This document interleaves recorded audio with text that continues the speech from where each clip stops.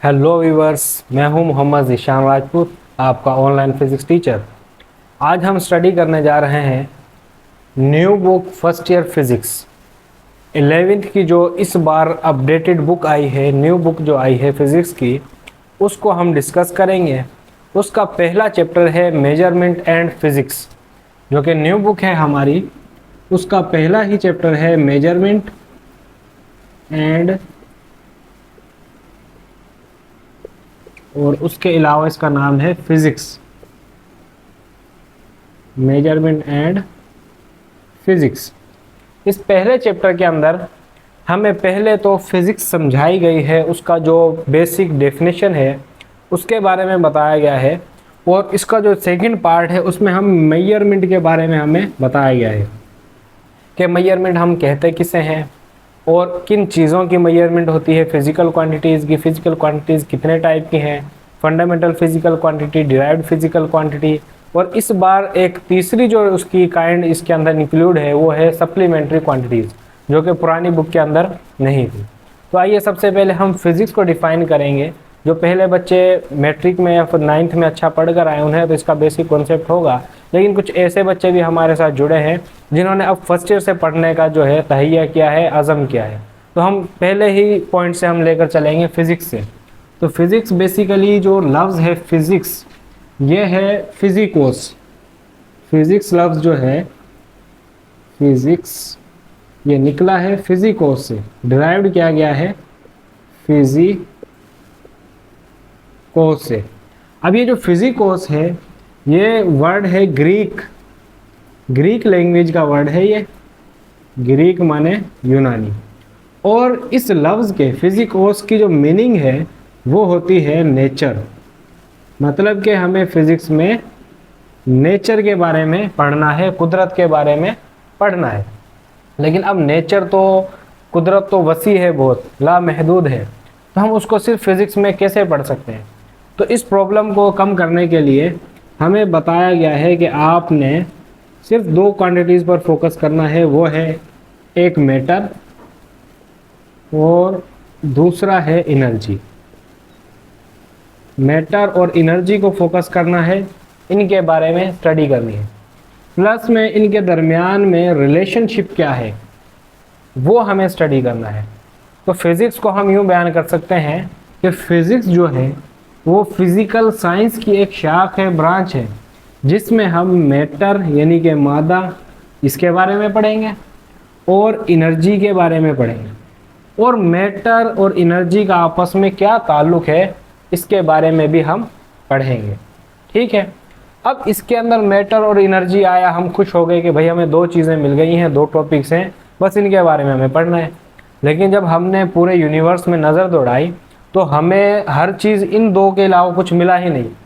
कोई भी चीज़ है, आपने इर्द गिर्द देखने, बोर्ड है, मार्कर है, आपके कपड़े हैं, आपके बाल हैं, आपके पास मोबाइल है, हर एक चीज़ मैटर है।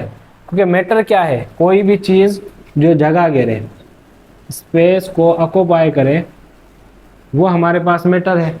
या जिसका वेट हो या फिर जिसका मास हो, वो हमारे पास चीज़ क्या है? मैटर। तो ऐसी कोई चीज़ हमें नज़र नहीं आती जो मैटर के अलावा। हाँ, मिसाल के तौर पे मैं बोल रहा हूँ मेरी आवाज़ है, साउंड, तो साउंड एक किस्म की एनर्जी है। हीट है, वो एक किस्म की एनर्जी है। आग, फायर वगैरह। तो इस स्टडी को आसान करने के लिए फिर हमें क्या करना पड़ा, हमने थोड़ी और रियायत मांगी फिज़िक्स से। तो उसने कहा कि आप सिर्फ फिज़िकल क्वांटिटीज़ को पढ़ें। तो फिज़िकल क्वांटिटीज़ क्या होती हैं? All the measurable quantities are called physical quantities. ऐसी क्वांटिटीज़ जिनको हम मेजर कर सकते हैं, जैसे कि लेंथ है, मास है, टाइम है, टेम्परेचर है, इंटेंसिटी ऑफ लाइट है, इलेक्ट्रिक करंट है, इन सब चीज़ों को हम मेजर कर सकते हैं। तो ये फिज़िकल क्वांटिटीज़ है। तो पहले सब चीज़ों को मिक्सअप करने के बजाय मैं फिज़िक्स की एक बेसिक डेफिनेशन लिख लेता हूँ। ठीक है। तो बिल्कुल छोटी सी डेफिनेशन होगी फिज़िक्स की, वो है स्टडी ऑफ मैटर। फिज़िक्स क्या है? स्टडी है मैटर की, एंड एनर्जी, और एनर्जी की स्टडी, एंड देयर रिलेशनशिप, और इनके दरमियान में जो ताल्लुक़ है उस चीज़ की स्टडी, ये कहलाएगी हमारे पास इतनी सी डेफिनेशन है फिजिक्स की। ठीक हो गया।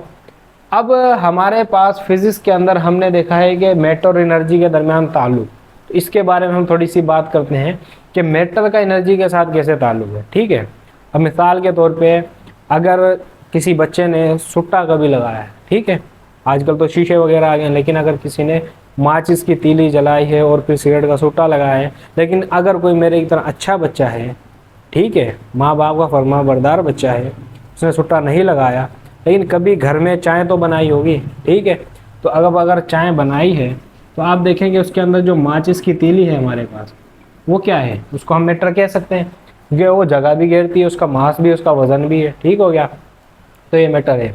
लेकिन जब हम इसको माचिस की डिब्बी के साथ रब करते हैं तो फिर क्या होता है, आग लगती है। तो आग लगने के बाद क्या होगा, ये जो माचिस की तीली है जो है आग में कन्वर्ट होगी, मतलब कि मैटर एनर्जी के अंदर कन्वर्ट होगा। और इसके अलावा हम अगर कोई ताकत की चीज़ें खाते हैं, जैसे कि माजरत के साथ, जैसे कि हम सफ़ीना खाते हैं, आजकल के नौजवान बड़ी ताकत की चीज़ है उनके लिए, उसके बगैर उनका दिमाग ही नहीं चलता, तो क्या है, वो भी मैटर है ना।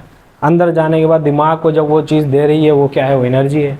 अगर हम थोड़ा सा हटकर अपने पॉइंट पर आएँ, सीधी सीधी बातें करें, तो हम अगर सेब हैं वो खा रहे हैं, तो सेब क्या है, वो मैटर है। खाने के बाद क्या होगा, एनर्जी हमें मिलेगी, तो मैटर एनर्जी में कन्वर्ट हो रहा है। लेकिन अगर कोई कहे कि एनर्जी को मैटर में कन्वर्ट करके दिखाओ, तो उसको 12th की फिजिक्स पढ़नी पड़ेगी, पेयर प्रोडक्शन।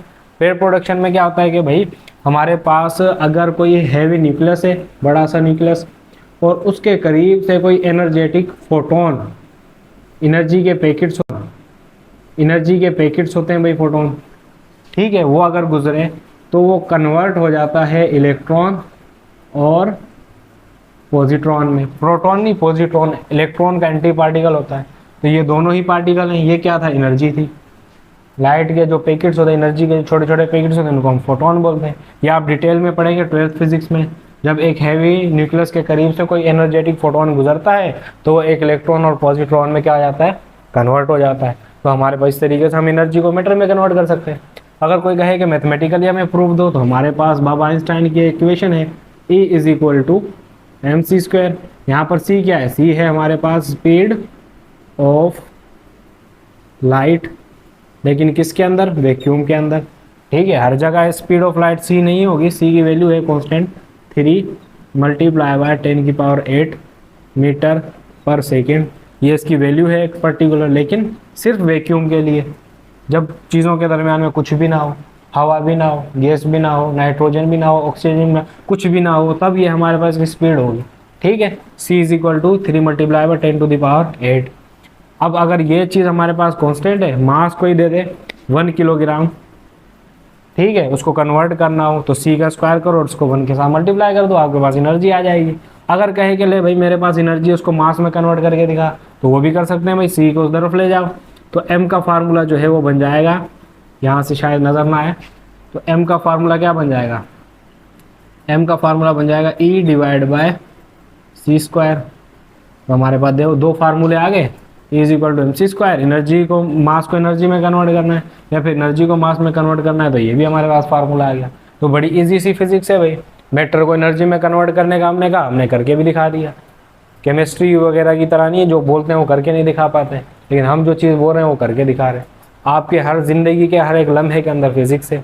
अगर आप देखें कि परिंदे जो उड़ रहे हैं, परिंदे कैसे उड़ रहे हैं भाई, वो आपको अगर फर्स्ट ईयर की जो बुक है हमारे फिजिक्स की, उसकी अगर रीडिंग करेंगे, उसके अंदर बाकायदा मिसाल देकर बताया गया है कि जो परिंदे जो उड़ते हैं अपने पंखों के जरिए, वो क्या करते हैं, अपने परों के ऊपर और नीचे एयर का जो प्रेशर है उसके अंदर जो डिफरेंस आता है उसको वो यूज़ करते हैं। ठीक है, और उसके अलावा जो गाड़ियाँ चल रही हैं, गाड़ियाँ बनाई कैसे जा रही हैं भाई, उनके इंजन बनते हैं, इंजन के जरिए वो चल रही हैं।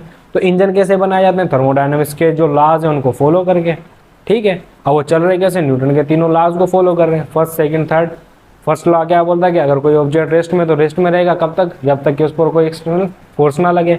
सेकंड लॉ ये बोलता है कि आप जितना ज़्यादा फोर्स लगाएंगे उसमें उतना ज़्यादा एक्सेलरेशन पैदा होगा। फोर्स क्या, एक्सेलरेशन क्या है, ये आगे चलकर हम मजीद लेक्चर्स में डिस्कस करेंगे। थर्ड लॉ क्या बोलता है कि for every action there is an equal and opposite reaction, हर एक्शन का एक बराबर और अपोजिट डायरेक्शन में रिएक्शन होगा। तमाम चीज़ों को ये चीज़ें फॉलो करती हैं। तो फिजिक्स कोई नई चीज़ नहीं है, फिजिक्स हमारे पास अल्लाह ताला के बनाए हुए कवानीन है, जिनकी पासदारी इस कायनात का हर एक ज़र्रा कर रहा है, हर एक पार्टिकल कर रहा है। ठीक है। तो हमारा काम क्या, सिर्फ उन लाज को, हिडन लाज को, छुपे हुए राजों को सिर्फ उजागर करना है, डिस्कवर करना है और बताना है। न्यूटन ने जो अपने लॉ बनाए थोड़ी हैं, नेचर के अंदर मौजूद थे, बस उनको थोड़ा सा उसने डिस्कवर करके बता दिया। ठीक हो गया। तो आज के लेक्चर में बस इतना ही है। हमने सिर्फ फिजिक्स की डेफिनेशन को डिस्कस किया है।